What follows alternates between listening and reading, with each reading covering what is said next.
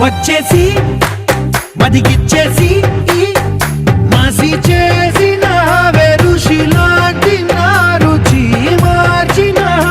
అభిరుచి సిక్కేసి చలి ముగ్గేసి పూసి గోలిపిన దారి గమ గప్పదనిసి చేర్చిన స్వర్గంలో సౌఖ్యాలన్నీ నీలో పొంగేనే ప్రాణం పోసేనే